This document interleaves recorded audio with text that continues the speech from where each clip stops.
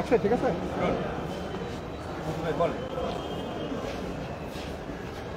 রনি ভাই, গতকাল রাত 12টা থেকে এই ধর্মঘট শুরু হয়েছে, তো এখন পর্যন্ত কিন্তু সেই ধর্মঘট চলমান রয়েছে। তো দিনব্যাপী ধর্মঘটে নানান সারা দেশেই ভোগান্তি, প্রত্যেকটা রেল স্টেশনে ভোগান্তি।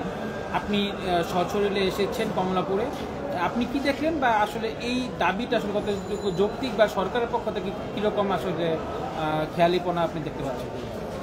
আচ্ছা, আমার কাছে মনে হয়েছে যে আমি তাদের সাথে গিয়েছি, কথা বলেছি, এবং রেলে যারা হচ্ছে আপনার লোকো মাস্টার আছে, তারপর গার্ড আছে, টিটি আছে, তাদের সঙ্গে কথা বলেছি। এবং তাদের যে কর্মবিরতি হচ্ছে, আপনারা জানতে পেরেছেন যে যার কারণে একটা জনদুর্ভোগ তৈরি হয়েছে, এবং রেলের যাত্রীরা কিন্তু বেশ অসন্তোষ প্রকাশ করছে। তো এখন দেখা গেছে যে এখানে যাত্রীদের আর এখানে যারা রেল স্টাফ আছে তাদের মধ্যে একটা মিসকমিউনিকেশন একটা জায়গা তৈরি হয়েছে। এটা কী কারণে তৈরি হয়েছে সেটাও খতিয়ে দেখার একটা মানে প্রয়োজনীয়তা মনে করে তাদের সাথে কথা বলা, এবং তারা কিছু ডকুমেন্টস আমাদেরকে দেখালেন।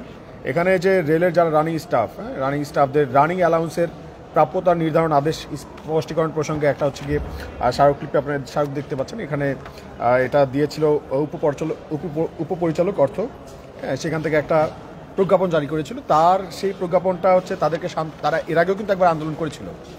এই আন্দোলনে তারা যে অধিকার আদায়ের জন্য তারা আন্দোলন করেছিল, সেখানে তাদেরকে হচ্ছে শান্ত করার জন্য তারা বলেছে, আশ্বাস দিয়েছে, এবং একটা প্রজ্ঞাপন জারি করেছিল। এবং খুব টেকনিক্যালি সেই প্রজ্ঞাপনটাকে হচ্ছে গিয়ে একদম ভুয়া বলে, বা হচ্ছে এটার গ্রহণযোগ্যতা যে নাই সেটা হচ্ছে উল্লেখ করে আরেকটা প্রজ্ঞাপন ঠিক অর্থ বিভাগ থেকে জারি করেছিল। মানে টোটালি তাদের আন্দোলনটাকে ঠান্ডা করার জন্য যে ট্র্যাপটা শেখ হাসিনার আমলে, এই ঘটনা কিন্তু ঘটেছে শেখ হাসিনার আমলে, মানে শেখ হাসিনার পাতানো ট্র্যাপে পড়ে হচ্ছে এই যে রেলের স্টাফ যারা আছে, রানিং কর্মচারী যারা আছে, তারা কিন্তু সাফারার, এবং তারা যে সাফারার, তারাও যে ভুক্তভোগী, তারাও যে বৈষম্যের শিকার, এই ব্যাপারটা হচ্ছে এতদিন তারা বলতে পারে নাই, কেননা ওরকম পরিবেশ ছিল না। এখন এটা তো সত্যি কথা, গণ অভ্যুত্থানের পরে বাংলাদেশের সর্বস্তরের নাগরিক যখন হচ্ছে গিয়ে আন্দোলনে অংশগ্রহণ করেছে, তারা যখন বিপ্লবের স্বাদ পেয়ে গেছে, এখন তারা প্রত্যেকে তাদের নিজ নিজ যে অধিকার দাবি আদায় করার জন্য তারা এখন কিন্তু সরব, প্রত্যেকে কিন্তু কথা বলছে। আজকে আমরা দেখে আসছি শাহবাগে ইত্তেদায়ী মাদ্রাসার শিক্ষকরাও কিন্তু আন্দোলনে নেমে গেছে, মানে প্রত্যেকে তাদের নিজ নিজ প্রবলেমসগুলো নিয়ে কথা বলছে। তো সেখানে ওনাদের আন্দোলন বা ওনাদের এখানে তাদের অধিকারের কথা বলাটা খুবই স্বাভাবিক।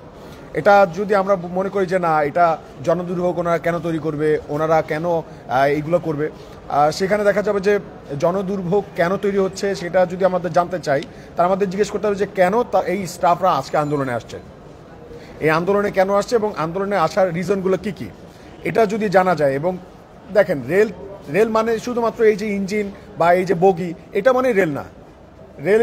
টোটাল রেল বলতে হচ্ছে এই স্টাফ, কর্মচারী যারা রেলটাকে চালাচ্ছে, রেলে আপনাকে সেবা দিচ্ছে, যেই মানুষটা রেলটাকে টেনে এক জেলা থেকে আরেক জেলায় নিয়ে যাচ্ছে, ওই মানুষগুলো কিন্তু রেলের অন্তর্ভুক্ত।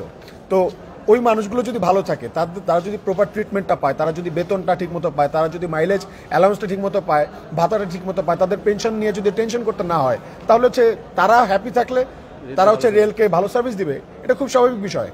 তো রেলকে যদি ভালো রাখতে হয় তাহলে এই মানুষগুলোর কথা আমাদের ভাবাটা জরুরি। তো এখনো খুব বেশি একটা দেরি হয়ে গেছে ব্যাপারটা এমন না। তো আমাদের মনে হয় যে এখানে যে রেল উপদেষ্টা আছে তিনি হয়তো বা চাইলে পারতেন ওনাদের সাথে কথা বলে এই ব্যাপারটাকে খুব ইজিলি সর্ট আউট করার মতো বিষয়। এটা যে খুব আহামরি বড় বিষয় আমার কাছে এমনটা মনে হয় না। আমি এটা দেখলাম, কথা বললাম, এর আগেও তাদের আন্দোলনে এসেছিলাম, তো তখন মনে হয়েছে যে এটা খুব আহামরি বড় বিষয় না। সো এটা গভর্নমেন্টের পর্যায় থেকে, ইন্টারিম গভর্নমেন্টের পর্যায় থেকে এটা খুব ইজিলি সর্ট আউট করা পসিবল। আর যদি মনে করেন, যদি এসি রুমে বসে কেউ যদি চিন্তা করে থাকেন যে আমি যা খুশি তাই বলে যাব, কিন্তু রেল যেভাবে, মানে আমি যা বলবো সেইভাবেই হবে, তাহলে এটা কিন্তু স্বৈরাচারী একটা মনোভাব। আমাদের কাছে মনে হয় যে স্বৈরাচারী মনোভাব বা দৃষ্টিভঙ্গি একটা প্রভাব। আর যে স্টাফরা কি চাচ্ছে না চাচ্ছে, তাদের প্রবলেমসটা কি, সেটা ঠিকমতো শুনতে না চেয়ে হচ্ছে কি একটা মতামত দিয়ে দেওয়া বা তাদের অ্যাগেনস্টে মব উস্কে দেওয়া, এটা একটা বাজে বিষয়। সো আমাদের তাদের সাথে কথা বললাম, আমাদের মনে হয় অতি দ্রুত তাদের সাথে বসা উচিত, রেল উপদেষ্টাকে বসা উচিত, এবং হচ্ছে রেলের কর্মচারী প্রত্যেকের প্রবলেম একদম পাই টু পাই তাদের বিষয়গুলো জানা উচিত, খুঁটিনাটি বিষয়গুলো জানা উচিত। এবং জেনে আপনারা এটা হয়তো জানবেন যে রেলের কিন্তু লস, এই কর্মচারী এদের যদি বেতন ভাতা আপনি বাড়িয়ে দেন, পেনশন ঠিক মতো দেন, বা অ্যালাউন্সটা যেটা ওনাদের প্রাপ্য সুবিধাটা যদি ওনাদের দেন, এতে কিন্তু আসলে রেলের ক্ষতি নাই। রেলের ক্ষতিটা বা রেলের লসটা কিন্তু হচ্ছে রেলের কেনাকাটায়। ঠিক আছে, রেলের যেখানে হচ্ছে রেলের কেনাকাটা, এই যে বগি কেনাকাটা বলেন, রেলের পার্টস পাতি কেনাকাটা বলেন, সেখানে আমাদের মূল লস। তো এখন সেইখানে হচ্ছে কি আমরা ফোকাস না দিয়ে আমরা হচ্ছে যদি হচ্ছে ইন্টারমিডিয়েটের শিক্ষার্থীদেরকে আপনারা ওইখানে দায়িত্ব দিয়ে দেন যে ওরা হচ্ছে অবজার্ভ করবে, আসলে ওরা আসলে বুঝতে পারবে না, রেল সম্বন্ধে ওদের কোনো জ্ঞান নাই, ধারণা নাই। আমরা ঢাকা বিশ্ববিদ্যালয়ে পড়াশোনা করছি, আমরাই হচ্ছে কি বলতে পারি না যে রেল সম্বন্ধে আমাদের অনেক জ্ঞান আছে। রেল কিন্তু হচ্ছে কি ছোটোখাটো একটা বিষয় না, এটা একটা ভাস্ট ব্যাপার, অনেক বড় একটা সেক্টর। এটা একটা, যেহেতু এই সেক্টরটা অনেক বড়, আমাদেরকে হচ্ছে এটাকে ট্রিটমেন্টটা ওইভাবে করতে হবে, যারা হচ্ছে কি এক্সপার্ট লোক তাদেরকে এখানে নিয়ে আসতে হবে।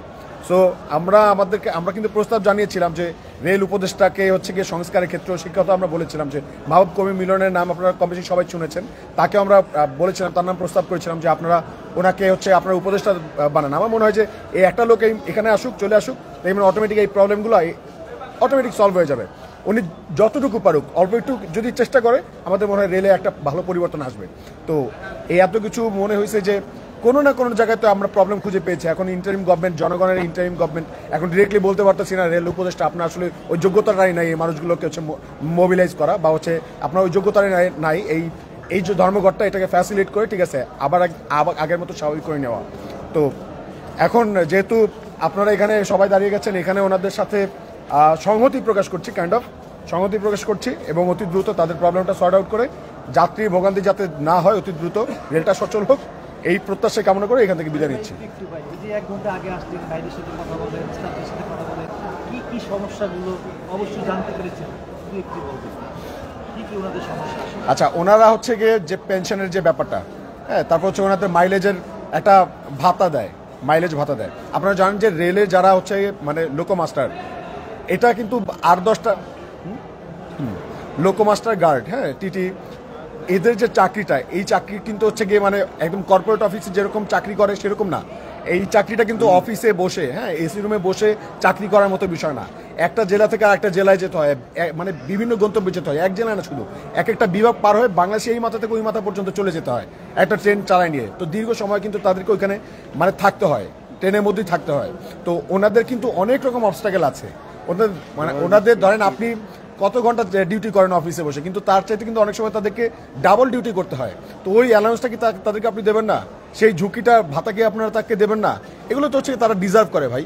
হ্যাঁ, মানে তারা যদি হচ্ছে গিয়ে পেটে বাদে ভালো থাকে, তাদের পরিবার যদি ভালো থাকে, এখন ওনাদের যে বেসিক স্যালারি যেটা জানলাম, এইটা খুবই নগণ্য। বাংলাদেশের রেল চালাইতেছে একটা মানুষ, তার বেসিক স্যালারি এত নগণ্য, মাত্র 9,000 না, মাত্র 9,000 দেখলাম। তো এই এত অল্প টাকায় বাংলাদেশের, জি জি এক্স্যাক্টলি, একটা গার্মেন্টসের ওয়ার্কারের কথা বেতন এর চেয়ে বেশি, ওই ভাইজি বলতেছে। তো এই যে মানে এত অল্প, হ্যাঁ, এটা কি কারণে তারা এটা মেনে নিয়েছে? তারা হচ্ছে কি বলছে যে ওই যে মাইলেজের ভাতা 75%, ওইটার প্রত্যাশা নিয়ে তো ওনার এখানে আছে যে না, অন্তত যদি বেসিক যদি কম হয়, তাহলে হচ্ছে আমাদের মাইলেজ সুবিধাটা যদি বেশি দেওয়া হয়, তাহলে হয়তো বা আমরা খুব ভালোভাবে আমাদের পরিবার পরিচালনা করতে পারবো। তো এটা কিন্তু তাদের চাওয়াটা কিন্তু অযৌক্তিক না, চাওয়াটা কিন্তু যৌক্তিক। আজকের এই বাজারে 9,000 টাকা দিয়ে কি হয়? আমরা একজন স্টুডেন্ট, আমরা তো নিজে পড়াশোনাই করতে পারি না 9,000 টাকা দিয়ে। ঠিক আছে, আমাদের বাপ মার কাছে হচ্ছে মাস শেষে আবার হাত পাততে হয়, 10,000 টাকা দেওয়ার পরও বাবার টাকা নাই, টাকা শেষ হয়ে গেছে। তো ওনারা কিভাবে একটা পরিবার চালায়? হয়তোবা আপনারা মাইলেজ সুবিধাটা ওনাদেরকে দেন, ভাতাটা বাড়ায় দেন, নয়তো ওনাদের বেসিকটা আরও বাড়ায় দেন, যাতে হচ্ছে ওনাদের মাইলেজ নিয়ে চিন্তাই করতে না হয়। ঠিক আছে, কোনো না কোনো একটা হচ্ছে কি আপনাদের সমাধানে তো আসতেই হবে।